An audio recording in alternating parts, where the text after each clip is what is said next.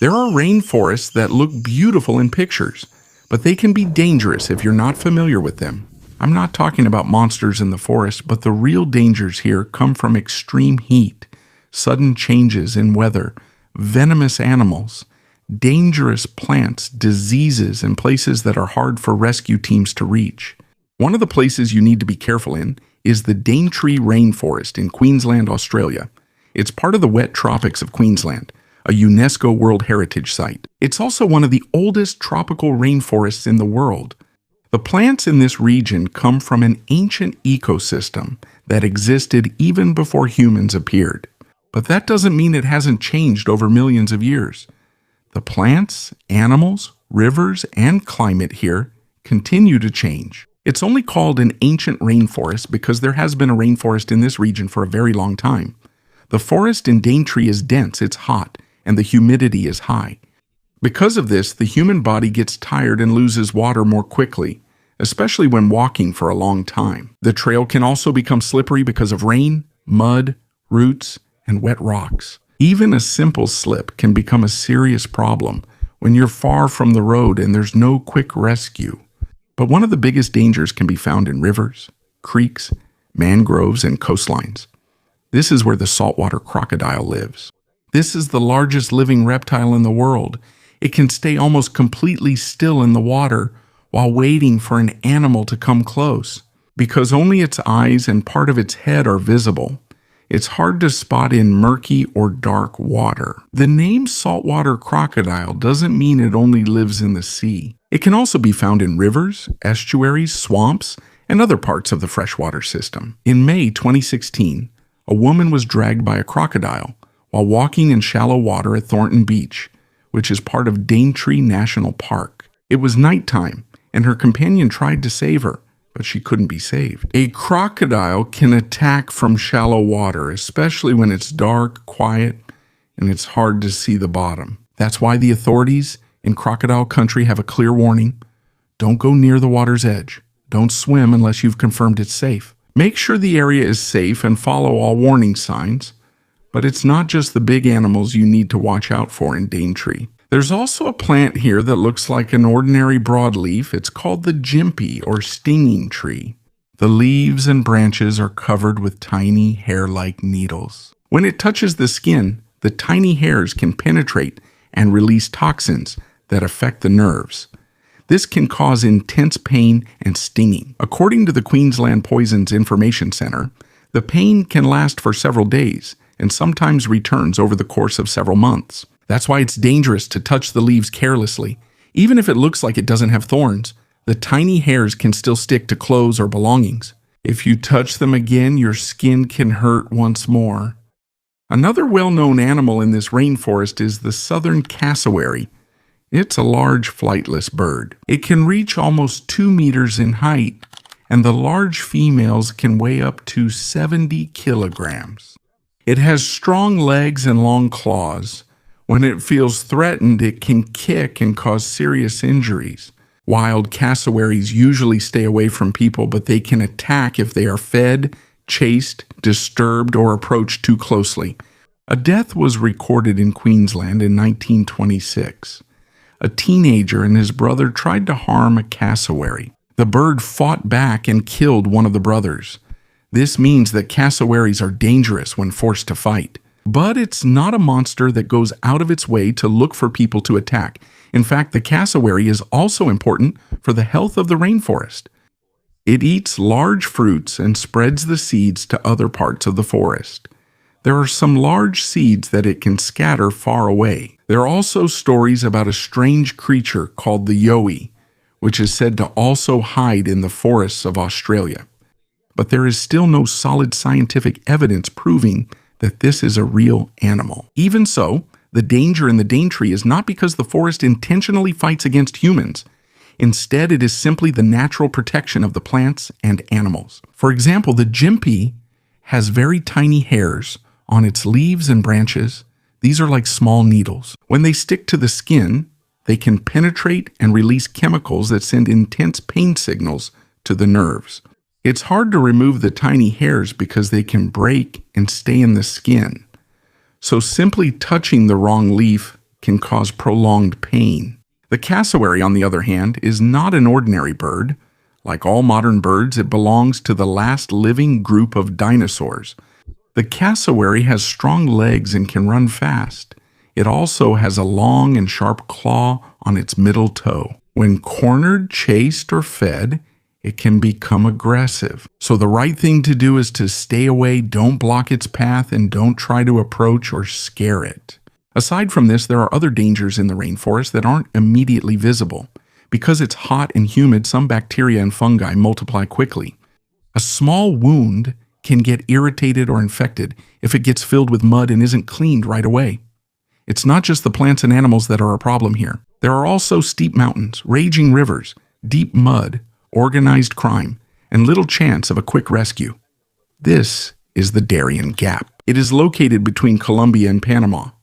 This is the dense part of the jungle that separates South America and Central America. When you look at the map, it seems like the roads from South America to North America are connected, but there is a missing part.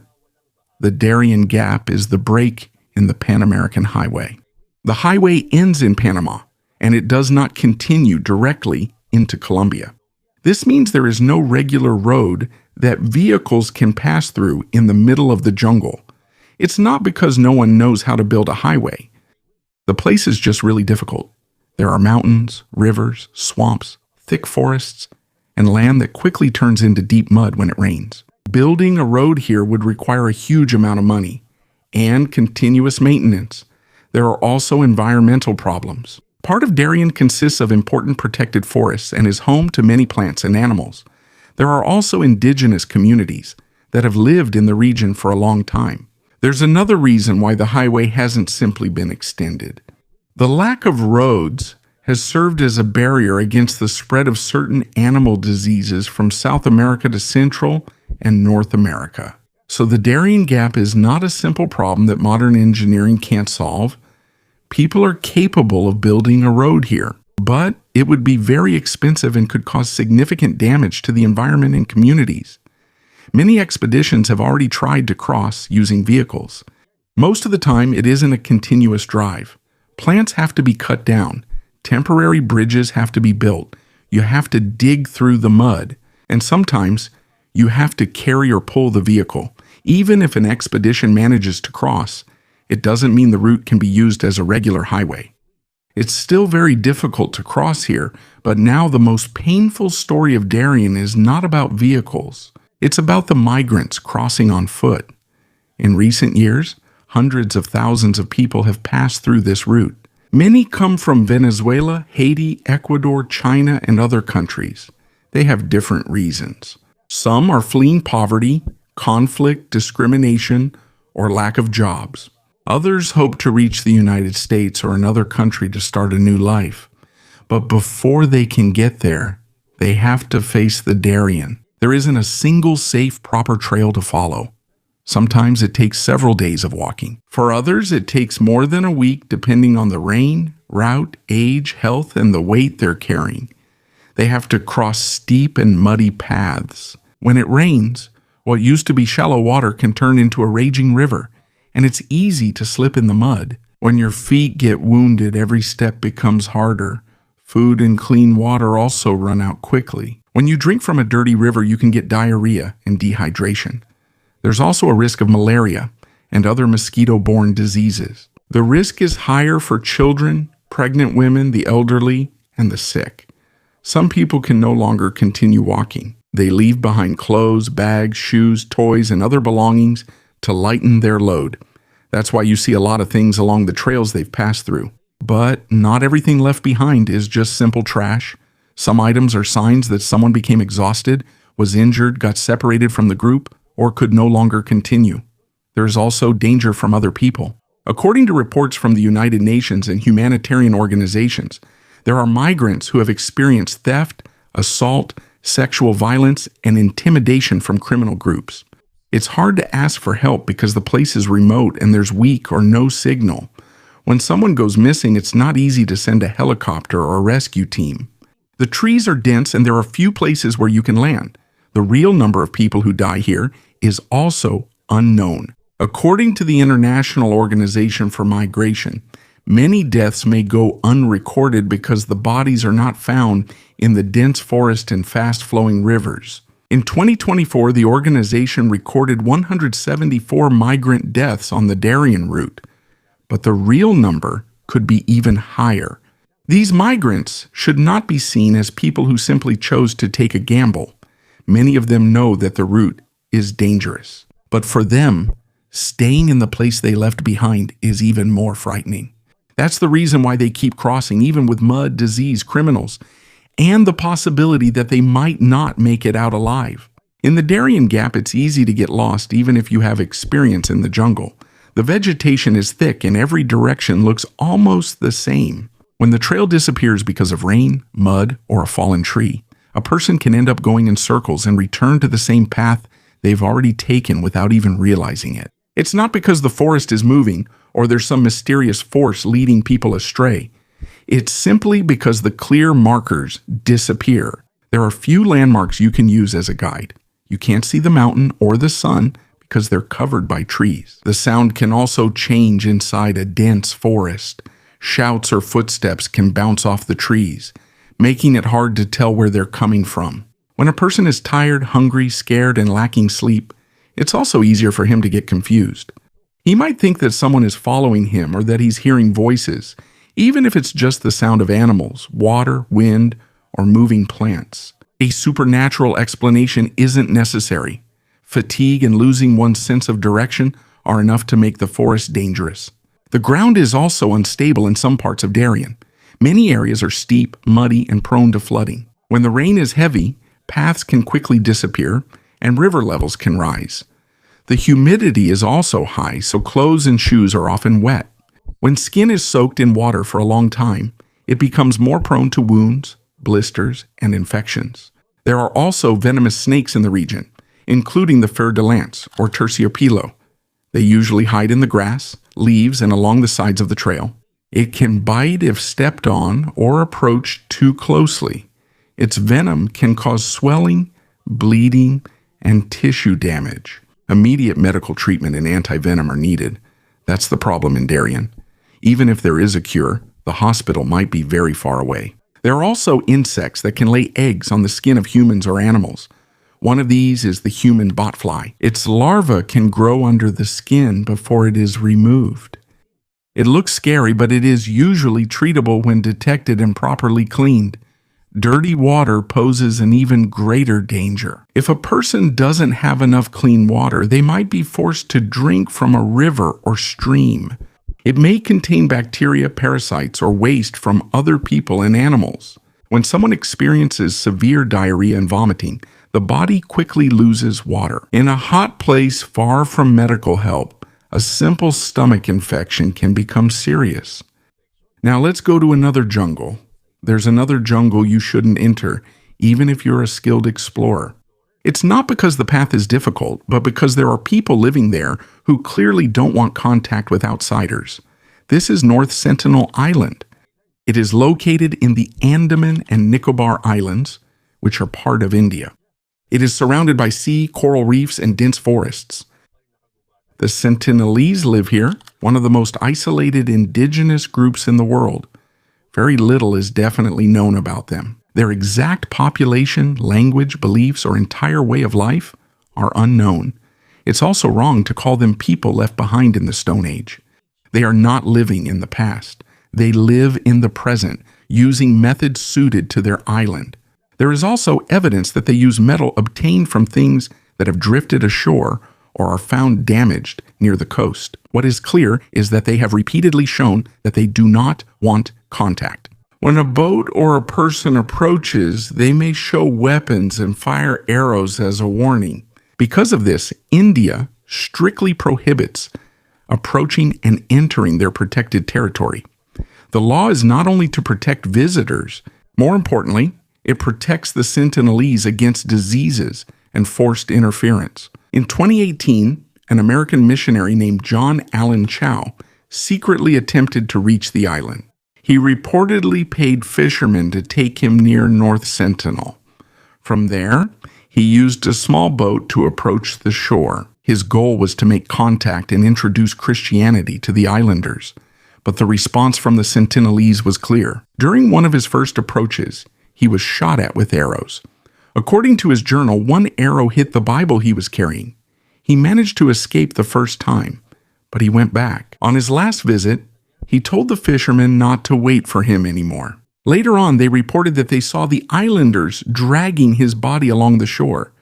The authorities were not able to recover his remains. This is not because India is incapable.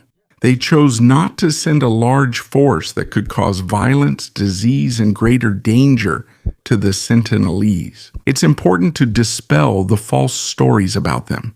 There's no evidence that they perform mysterious sacrifices in the jungle. There is also no basis for stories about a secret temple or strange rituals against airplanes. These kinds of stories come from speculation because almost no outsiders know their true culture. It's also not right to simply describe them as cruel. From their perspective, those who approach are strangers entering their home, even though it's clear they don't want to interact and they have a serious reason to avoid contact. An outsider could bring flu, measles, or other common illnesses. Because they've been separated from large populations for a long time, they may not have enough immunity against certain infections. It doesn't mean they'll definitely be wiped out by a simple cold, but there's a real risk that disease could spread quickly in a small community with limited access to modern medicine. This has also happened in other isolated indigenous communities. After contact, many people died because of diseases brought by outsiders. That's why the best way to protect the Sentinelese is to let them live according to their own decisions. The island is also naturally hard to approach. There is a coral reef surrounding it. During low tide, shallow and sharp areas appear that can damage boats. There is also no proper harbor. The strong waves and changing tides last for a long time. They make safe landing difficult. Inside, the forest is dense. But the strongest barrier of North Sentinel is not the coral or the trees. It is the clear refusal of the people who live there. They are not a tourist attraction, an experiment, or a mystery that needs to be uncovered. They have the right to choose not to make contact. From a small island in the Indian Ocean, let's move to one of the largest rainforests in the world. This is the Congo Basin in Central Africa. It covers a large part of the Democratic Republic of the Congo and several neighboring countries. It is second only to the Amazon as the largest tropical rainforest on the planet. It is vast. There are areas far from roads, hospitals, and major cities. In some communities, the river is the only main way in and out. The canopy or the tops of the trees is thick. Because of this, only a little light reaches the forest floor in some areas. But it's not true that sunlight hasn't touched the ground for hundreds of years. There are gaps in the canopy. There are fallen trees, rivers, clearings, and seasonal changes that let light in. Not all of the Congo Basin is just swamp and stagnant water. There are dry forests, flooded forests, savannas, rivers, and different types of habitats. The biggest danger here is not eternal darkness. More serious are the long distances, limited health care, armed conflict in some regions, malaria, and the emergence of infectious diseases. This is where the Ebola virus was first identified in 1976. Ebola doesn't just float in the air throughout the forest, it spreads through direct contact with the blood or body fluids of an infected person or animal. When there's an outbreak in a remote community, it's hard to control it right away. There may be a lack of laboratories, protective equipment, trained health workers, and safe transportation. Sometimes it takes several days before a patient reaches the right health center. There are also malaria, sleeping sickness, yellow fever, and other diseases in some parts of the region. But it's wrong to say that doctors keep seeing a mysterious virus that kills within just a few hours before it is even identified. When there is an unusual outbreak, health authorities collect samples and conduct laboratory testing. Sometimes it takes a long time to identify the cause, but that doesn't mean there's always a new unknown virus in every remote village. Currently, the Democratic Republic of the Congo continues to face outbreaks of serious diseases, including Ebola and Mpox. The response is made more difficult by the remoteness of the communities, lack of resources, fear among residents, and violence in some areas. There are also health workers who are put at risk while delivering medicine, examining patients, and tracking the contacts of those who are sick. But that doesn't mean the doctors are helpless. There are vaccines being tested for certain types of Ebola, isolation centers, contact tracing, and assistance from local and international health organizations. Aside from the disease, the Congo Basin is also known for the legend of Mokele Mbembe. It is said to be a huge animal with a long neck that lives in rivers and swamps. There are stories about it from some local communities and explorers. Some even compare it to a living sauropod dinosaur, but there is still no solid evidence. A fossil, clear photograph, DNA sample, or a body that proves such a creature exists. It's more likely that the story came from mistaken sightings of a hippopotamus, elephant, large reptile, or from traditional stories passed down through many generations. The Congo Basin is truly dangerous. But it's not because the forest is cursed. The real problem is how far many places are from hospitals, roads, and rescue services. When someone gets sick or injured, it can take hours or even days before help arrives. And as I mentioned earlier, a type of Ebola was first identified here in 1976 in a part of the Democratic Republic of the Congo. But the Marburg virus was not first discovered here. It was first identified in 1967 in Europe after laboratory workers who handled monkeys from Uganda got sick. Ebola and Marburg do not simply spread because the jungle is hot. They are usually transmitted through direct contact with blood or body fluids of an infected person or animal. There is also malaria and sleeping sickness in some parts of Central Africa. Malaria comes from mosquitoes, while sleeping sickness is transmitted by the tsetse fly. Staying in the thick forest for a long time is also exhausting. Your clothes are soaking wet, it's hard to sleep, and everything around you looks almost the same. When a person is hungry, tired, and scared, it's easier for him to panic. But there's no strong evidence that the forest itself automatically causes hallucinations, or that the forest itself causes severe depression. Now, from the Congo, let's go to the Amazon, the largest tropical rainforest in the world. It stretches across many countries in South America. Because it's so vast, there are many areas without signal, clear trails, or quick rescue.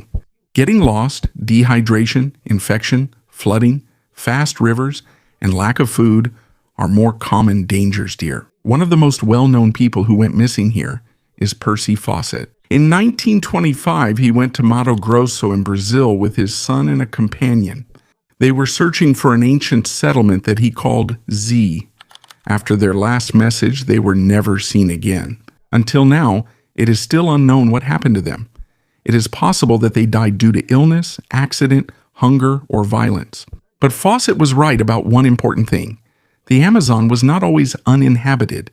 With the help of LIDAR, scientists have seen large settlements, roads, canals, reservoirs, and platforms beneath the thick forest. This shows that there were organized and complex communities in some parts of the Amazon before the Europeans arrived. But this does not prove that the exact lost city of Z actually existed. There are still isolated indigenous groups in the Amazon. Authorities avoid direct contact to protect them from disease, violence, and land grabbing. There are also many legends about the Amazon. One of them is El Dorado. It started as a story about a leader who used gold dust in a ceremony. Eventually, it became a legend about a hidden city made of gold. Many explorers died searching for it, but the golden city has never been found. There are also stories about anacondas that are over 15 meters long. It's true that the green anaconda is huge and it can kill a capybara or a caiman, but there is no verified record of a living anaconda that big. The bullet ant is a much more real danger. Its sting is extremely painful and can last for many hours, but the effect is not the same for everyone. There's also a famous story about the candiru, a small fish that's said to enter the human body. It's true that it's a parasite of other fish, but there's not enough scientific evidence that it regularly enters the human urethra. What you should really watch out for in the water is the strong current. Stingrays, electric eels, parasites, and bacteria. There are also plants in the Amazon that are used to make curare. Some indigenous groups use it on the tips of arrows or blow darts. If enough of it enters the bloodstream, it can paralyze the muscles, including those used for breathing. But it's not poisonous just from touching it. In the end, you don't need a curse or a monster for the Daintree, Darién Gap, North Sentinel Island, Congo Basin, and the Amazon to be dangerous. The real danger comes from the vastness of the place. Diseases, difficult terrain, fast rivers, limited rescue, and human error. These forests are not evil. They are just ecosystems that operate according to their own laws.